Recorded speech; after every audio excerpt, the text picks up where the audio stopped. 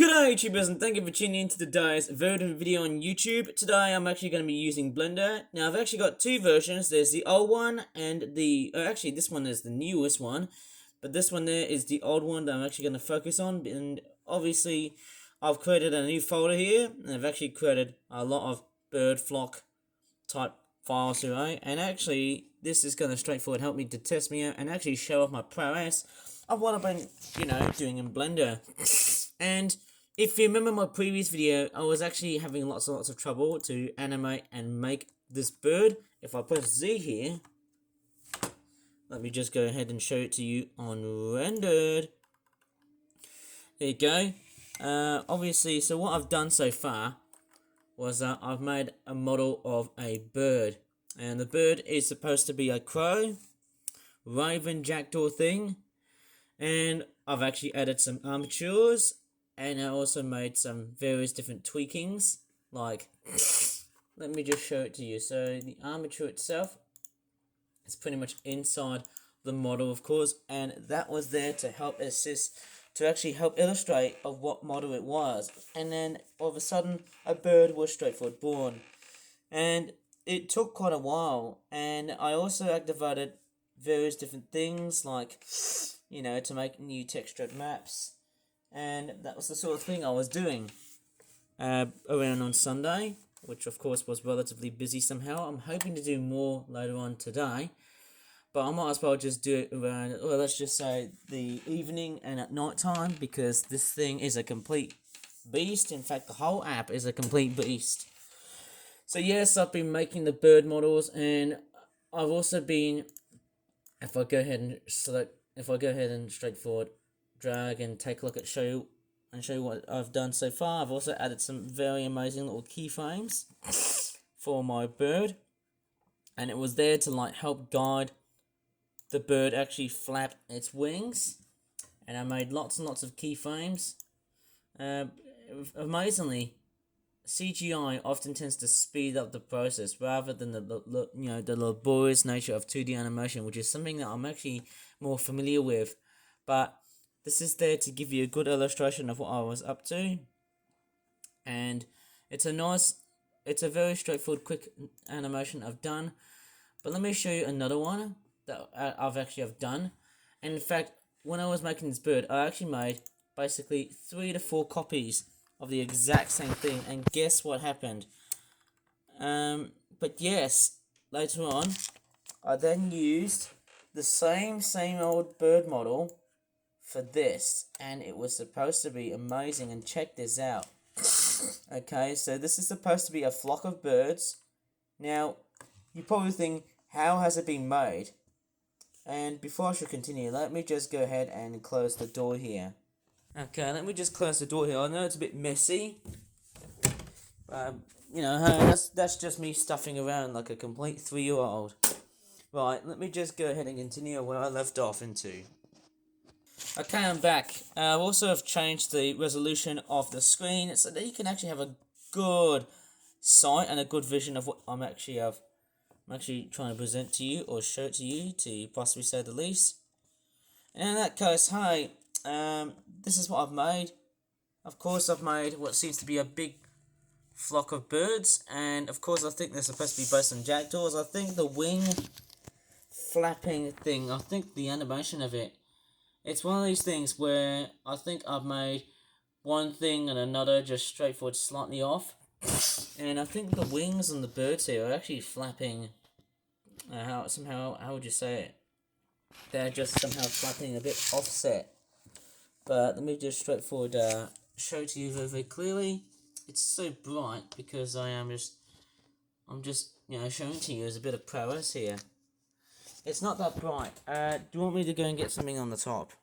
Oh yes, I've decided to throw in this book here, so I might as well just show it to you very, very closely, or very, very clearly somehow in general. So there you go. Thank goodness I can just somehow do it single-handedly. And amazingly, the way I've made this complete module is that I've made lots and lots of birds, but then after making the birds, I then straightforward created a separate collection. In fact, I've made collections of collections, and inside they already have birds, but the one I've already got is that. In fact, I've hid them all away because they're already, we've already got the full size birds. But if I go towards here, man, I might as well just close them all. Here's the Arcosphere, and this is what I've been doing. So far, I've been using this. This Arcosphere is very interesting. So I've hit the emitter, and if I go out towards this section here, I also disabled physics because obviously we don't need to have like, something that is very, let's just call it, very Isaac Newton-ish. Well, we don't want things falling, but the birds are just, they look like they're flying. There's a lot of gravity involved here, eh? And the emitter inside the icosphere actually gives you what shape it is. But I've hidden it away so I can just show you what it actually looks like about that. And I think if I unselect this, there's no outline around here after selecting it.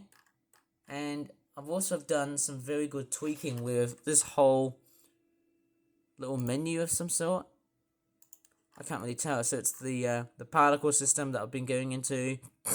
I've also have changed the dynamic of the emissions tab of just how many birds there are, and also the source as well, emit from vertices. And then I've done some good orientation, so I've emitted it, I've just gone it towards from Y, and it actually somehow turned out really, really well.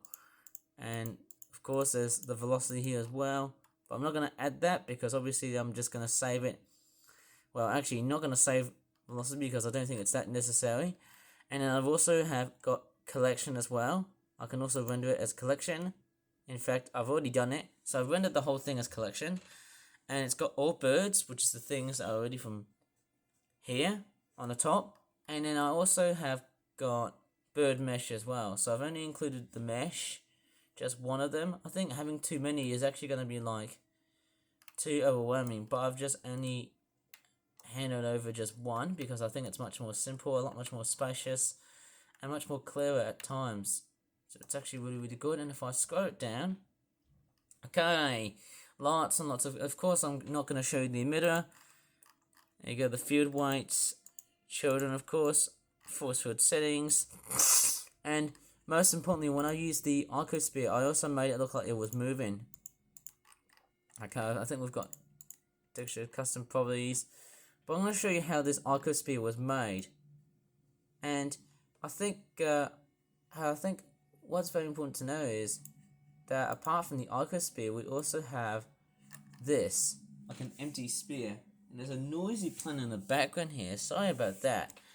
But obviously, so I also included this empty shape, which you just can't see.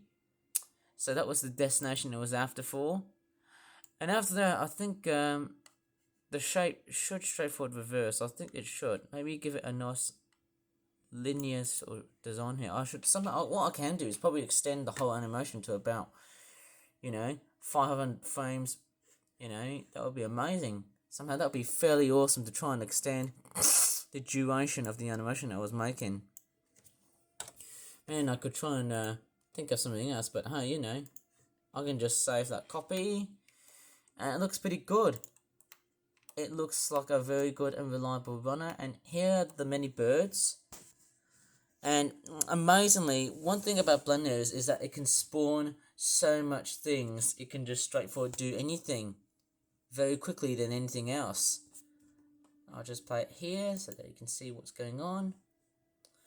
Yes, it's one of these things. I really love how it all turns out so well. And actually, I tell you what, I feel very proud of this. This looks amazing. I tell you what, I mean, look at the birds. They're just straightforward flying in a very strange formation. Okay, so it has to be very erratic. I mean, just look at this. Look at this weird movement of all sorts. It's caused by the icosphere.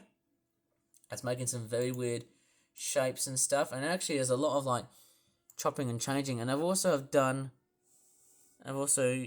changed the strength, and I've also done the textures as well. And also this, which is also amazing. It's just somehow really good. Of course, I think that was the only modifier, and then I also added like particle system as well. So then there you go. That's it. So that's how I did it. And also I've actually allowed the the icosphere to actually move, which somehow really really good. And most importantly, whenever I'm animating, I always use auto keying. I guess I think that's what it's called. I think that's what it's called. So I just auto keyframing, so I can actually like add on keyframes as it goes along. And that is probably about it after making this video about, talking of the different things I've been doing in Blender, the ball physics, and now I've moved on into birds. If you want me to see more things being done in Blender, please let me know, because I really want to try and see if this software system has got a lot of more genuine investment to make for some perfect 3D videos of stuff, and hopefully that should be something very highly presentable onto my YouTube channel and anywhere else. Anyways, if you really enjoyed this impressive video on YouTube, please give this video a like, subscribe for more for videos in the future, and as always, thanks so much for watching, and bye for now. And I hope you can definitely learn the same ways as I've done so far. Again, thank you and goodbye.